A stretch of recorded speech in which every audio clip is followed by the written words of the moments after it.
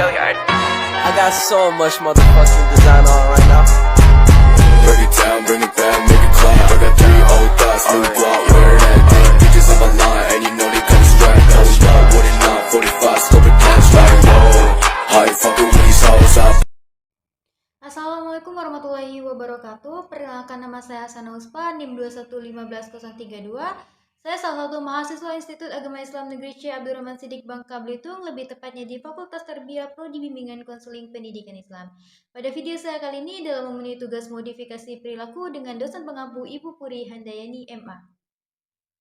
Pada video saya kali ini, saya akan mereview makalah kelompok 11 dengan pemakalah Saudara Sandri, di mana beliau membahas mengenai perencanaan, penerapan, dan evaluasi program modifikasi perilaku. Poin A yaitu perencanaan dalam program modifikasi perilaku. Perencanaan program modifikasi perilaku terdiri dari beberapa hal, antara lain 1. Memperhatikan 2 hal pokok dalam modifikasi perilaku, yaitu prinsip-prinsip belajar dan tekniknya. Yang kedua, mempersiapkan teknik atau pendekatan modifikasi perilaku yang tepat serta harus dilakukan secara ketat, meliputi tanggapan atau respon, konsekuensi atau akibat, dan stimulus atau perangsangan. Didefinisikan secara objektif dan dicatat secara cermat. Lalu yang ketiga, dalam mempersiapkan modifikasi perilaku, hendaknya memperhatikan jenis perilaku yang akan diubah dan tujuan yang akan dicapai dalam pengubahannya. Lalu pada poin keempat, yaitu mempersiapkan modifikasi yang memiliki kemampuan yang baik dan profesional. Yang kelima, analisis terhadap perilaku yang akan diubah harus dilakukan menjadi perilaku tunggal atau rinci, sehingga berbeda dengan perilaku yang lain. Lalu pada poin pada poin B, Saudara Sandri menjelaskan mengenai penerapan dalam program modifikasi perilaku. Dalam penerapan program modifikasi perilaku dapat dilakukan menggunakan prosedur aktual yang disebut pengkondisian. Perincian atas penerapan modifikasi perilaku juga dapat disesuaikan dengan situasi dan kondisi. Jika suatu teknik modifikasi perilaku gagal diterapkan, maka hasil pengawasan atas modifikasi perilaku dapat digunakan untuk mencari solusi lain. Metode pembantuan. Metode bantuan dapat didukung dengan teknik-teknik yang ada, di antaranya sebagai berikut. Pertama, teknik Verding. Modifikasi perilaku menggunakan teknik Verding yang dilakukan dengan mengurangi ketergantungan terhadap suatu bantuan. Yang kedua itu teknik token ekonomi.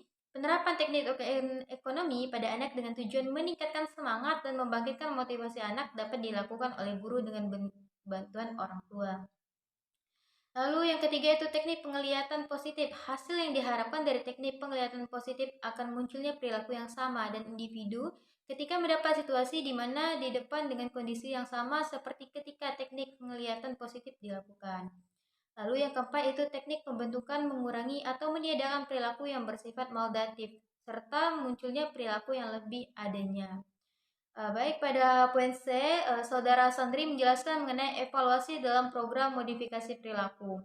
Modifikasi perilaku dapat dievaluasi secara objektif karena penjelasan dan pengaturannya dilakukan secara rasional. Kemudian proses modifikasi perilaku dapat dilakukan berhasil apabila melalui fase dalam modifikasi perilaku, diantaranya 1. Screening atau intake flash merupakan fase awal pertemuan antara klien dan terapi. Lalu yang kedua itu baseline merupakan fase penilaian awal terhadap perilaku klien. Yang ketiga treatment, metode ini diterapkan sebagaimana pendekatan perilaku lainnya. Asesmen tetap harus menerus dilakukan. Lalu yang keempat ya tindak lanjut. Fase tindak lanjut dilakukan mengevaluasi mengenai keberlangsungan suatu perilaku tertentu. Mungkin hanya itu saja yang bisa saya review mengenai kelompok 11 dengan pemakalah Saudara Sandri. Saya tutup, wabillahi taufiq wal hidayah. Wassalamualaikum warahmatullahi wabarakatuh.